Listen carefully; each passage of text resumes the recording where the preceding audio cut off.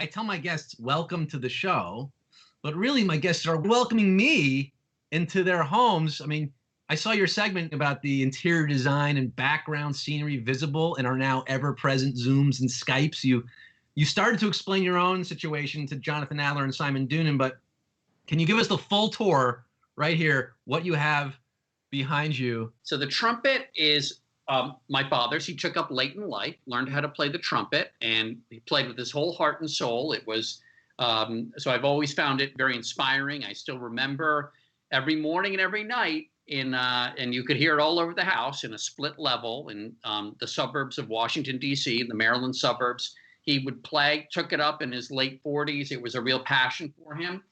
So I have that up on my wall.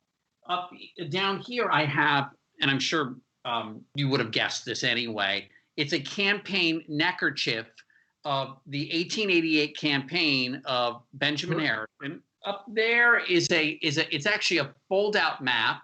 It would have gone in this little booklet here of the United States, really North America or most of North America, in the middle of the Mexican-American War. So Texas is, I think, is maybe a disputed territory. It may have been. It was after it had been a country, I guess, its own country. Right. And Mexico was much bigger. Included, there's it included all of what became California and Nevada.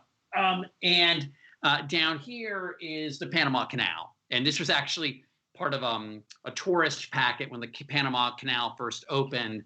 And they were, I guess, advertising cruises through it. And so it's a nice little, essentially a brochure for the Panama Canal. How is Rocca's modern life in these modern quarantine times? I don't have any complaints. Putting on CBS Sunday Morning is always a lot of work, good work. But right now it's a lot of work. And I'm grateful for it. I'm lucky to have it.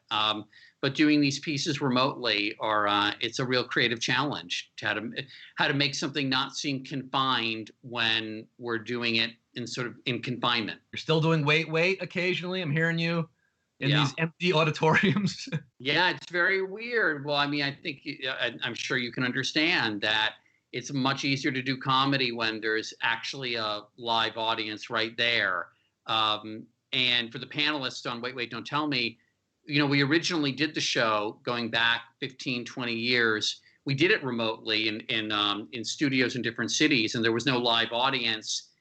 And it's a little weird when you only have yourselves to laugh at your own jokes and at each other's jokes. It's much easier when there's an audience there. So the thing I try not to do when I'm doing it now is fill the void with noises. There's a temptation to kind of fill that void with like a Beavis and Butthead-y kind of like that kind of sound that they used to make, Beavis and Butthead. So I'm just I'm training myself to kind of just be okay with silence and hope that the audience, when they eventually hear it, laughs. So leave the slide whistle at home. Right, that's right.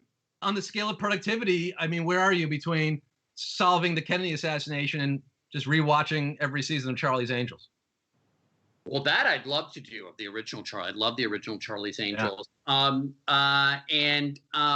The Kennedy assassination, solving that is ongoing work. No, I'm doing the psychologically healthy thing, which is burying myself in work and playing with my stuffed animals for comfort. Maybe making some shrinky dinks. I feel like I'm getting dumber in quarantine. I don't know about you. I think it's because frankly, it's shameful to admit, but I've sort of stopped reading. I thought going into this, I was like, okay, I've got all these books and old New Yorkers going back to 2016 that I'm still piling up on my desk. And like, finally, I can sit back and get through this pile. But, I wake up, I put the radio on, and then I got to check the mail. And then you're watching Cuomo's press conferences, and you're checking CNBC to see what the market is doing that day. And then Trump goes on, and then you've got Twitter to scroll through. I understand what you're talking about, that stack of New Yorkers that kind of looks at you when you walk in like a jilted spouse, like, where have you been? Yeah. Like, I've stopped subscribing, and I'm being quite serious here, that I have New Yorkers on my coffee table that are from 2017. But I am working. I have to tell you, Scott, you should feel crappy about yourself because I'm being incredibly productive and I'm reading a lot.